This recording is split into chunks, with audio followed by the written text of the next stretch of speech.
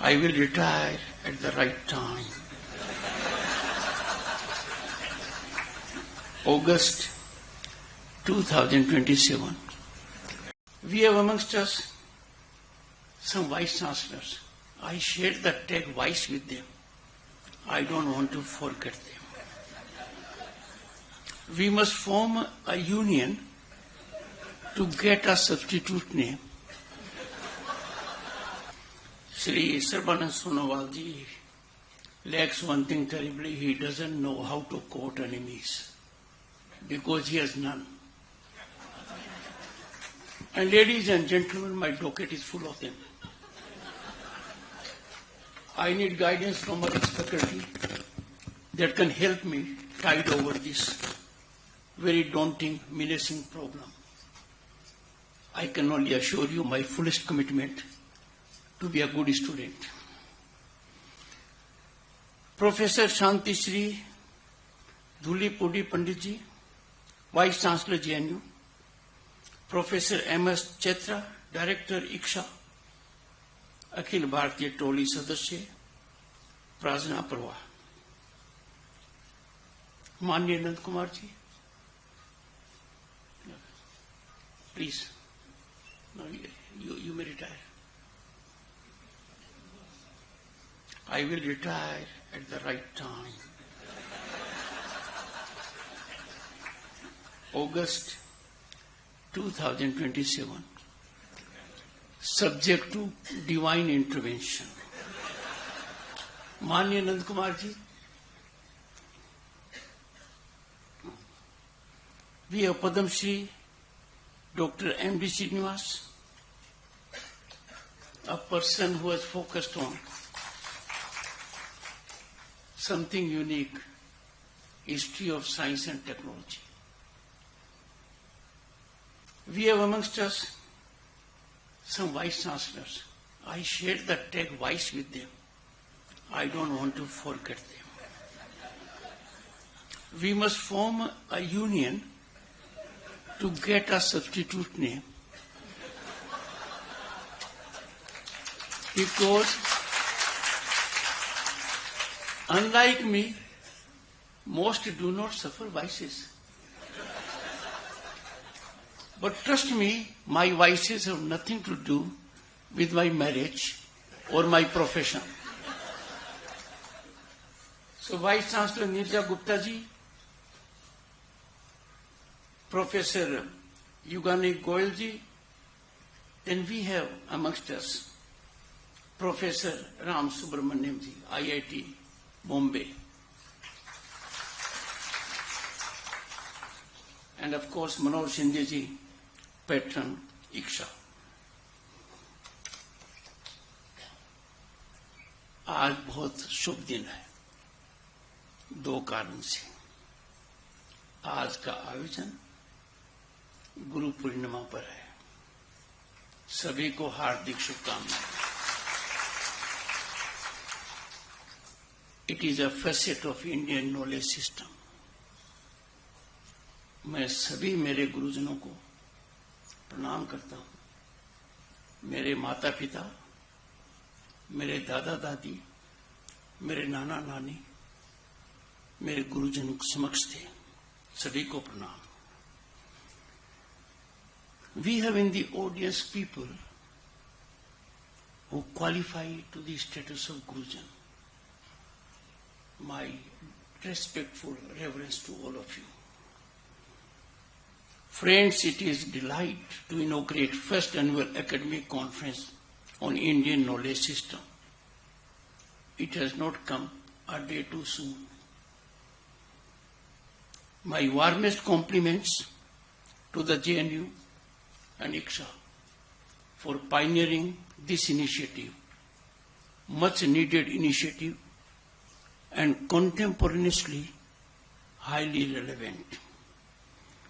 At the heart of this conference lies a profound truth, undiluted, unqualified. India is not just a political construct. It is much beyond. It wasn't formed in the mid-20th century. It's a civilizational continent, a flowing river of consciousness, inquiry, and learning that has endured, as was reflected by Sri Sonowalji, across millennia. I have a small caveat. Mine is not a keynote address. Sonowalji imparted a keynote address. Friends, countries live in centuries. India thrives and lives in yugas. Yug. Bharat breathes through recitation of Vedas and Upanishads. It speaks through the intricate sutras of Panini. It calculates with the precision of Aryabhat, and it governs with the prudence, patience, sagacity of Kautilya. India is unique in the world, on the planet. India's story is an unbroken narrative of human aspiration towards knowledge, harmony, transcendence. Long before universities of Europe came into being, these universities began to stir. India had already established, much before, thriving centers of learning. Our ancient land was home to luminous centers of intellectual life. Takshila, Nalanda, Vikramshila, Vallabhi, Odantpuri.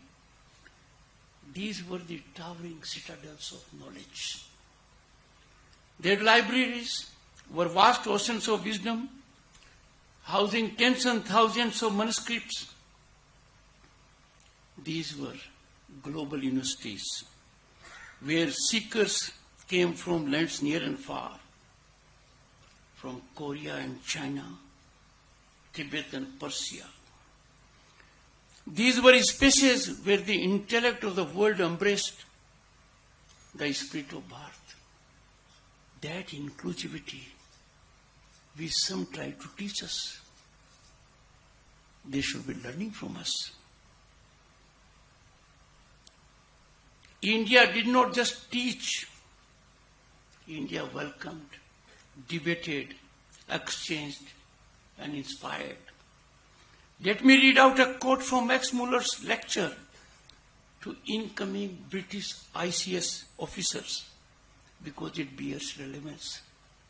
I quote, "If I were asked under what sky the human mind has most full developed, some of its choicest gifts, has most deeply pondered on the greatest problems of life, and has found solutions of some of them which well deserve the attention even of those who have studied Plato and Kant, I should point to India." Unquote. Friends, it was nothing but articulation of eternal truth. But then, friends, came an interregnum, a very gory interregnum. Barbarism prevailed over civilization. An unlettered Turco-Afghan military general, Bakhtiar Khalji, ravaged the centers of learning and repositories of learning, wiping off a store of knowledge that was accumulated over centuries painstakingly. Islamic invasion of India caused the first interlude in the glorious journey of Bharatiya Vidya Parampara. Instead of embrace and assimilation, there was contempt and destruction. The British colonization brought forth the second interlude, when Indian knowledge system was stunted, stymied, and subverted. Centers of learning changed their motives. the compass was moderated. The North Star was changed. From bearing sages and savants, it started producing clerks and yeomen. The needs of the East India Company to have brown babus replaced the need of the nation to have thinkers. Our glorious, inalienable facet over millennia. We stopped thinking, contemplating, writing, and philosophizing.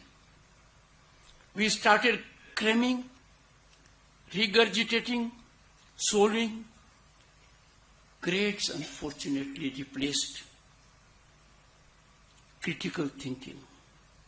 The great Bharatiya Vidya Parampara and its allied institutions were systematically drained, destructed, and decimated.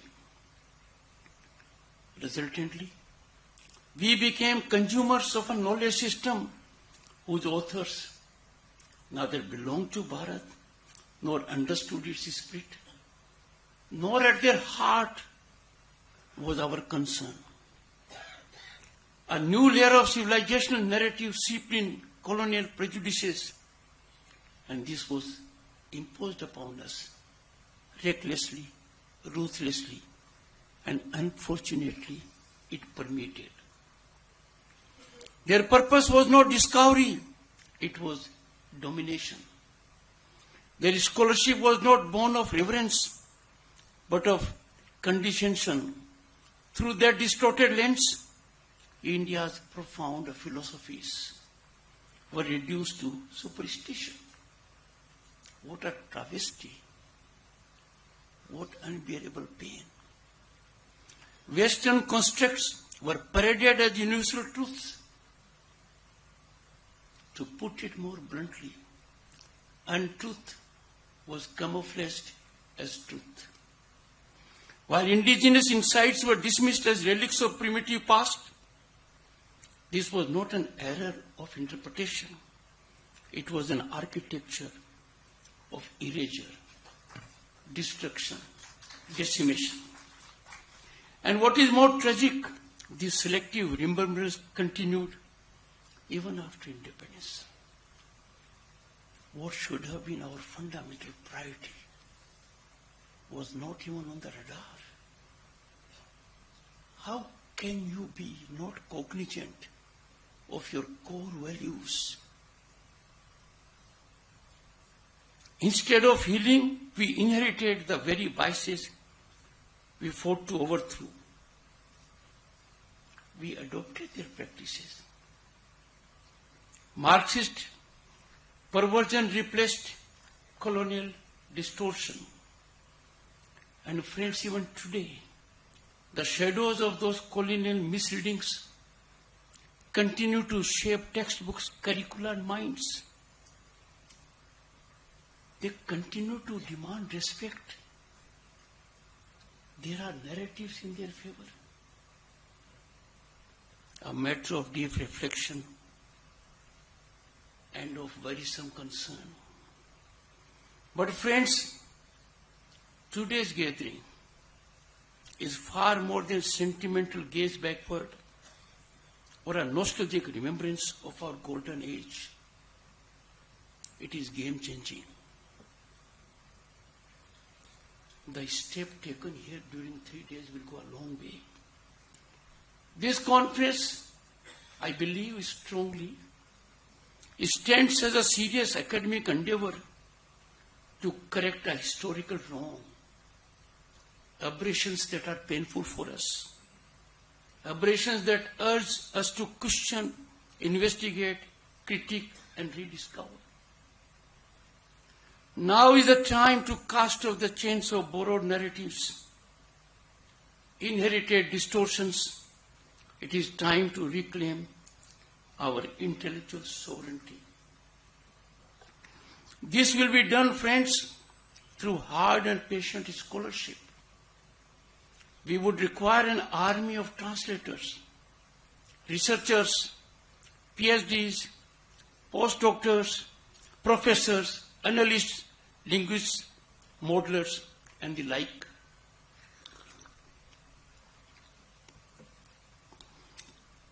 There is growing need, an urgent need, to bridge what is often seen as a divide between tradition and modernity.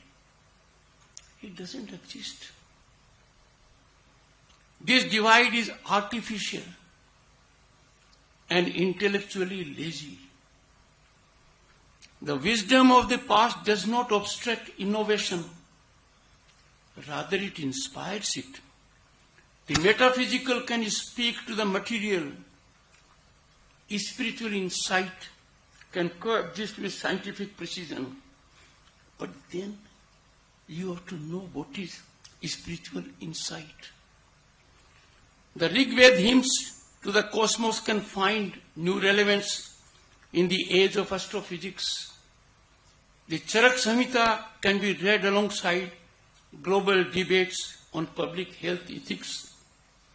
As we navigate a fractured world, we are stunned by global conflagrations. So we are faced with a fractured world, knowledge systems that have long reflected on the interplay between mind and matter, the individual and the cosmos. Duty and consequence become relevant and vital to shaping thoughtful, enduring responses. This can emanate only from this land for the benefit of the global community. India must not merely import global narratives. We do it thinking they are full of worth. It must contribute to shaping them. And that can only happen when we build an ecosystem that values and rigorously studies our own traditions. And for this, friends, we need universities like JNU to take the lead. Ma'am, congratulations.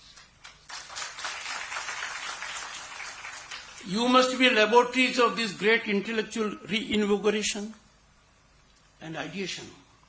You must create spaces where historians work alongside coders, Sanskritists alongside biologists, ethicists alongside engineers. This conference is a crucial step to building that ecosystem. Let us therefore turn our attention to tangible action, because that is need of the hour. The creation of digitized repositories of classical Indian texts is an urgent priority, covering all classical languages such as Sanskrit, Tamil, Pali, and Prakrit, to name just few.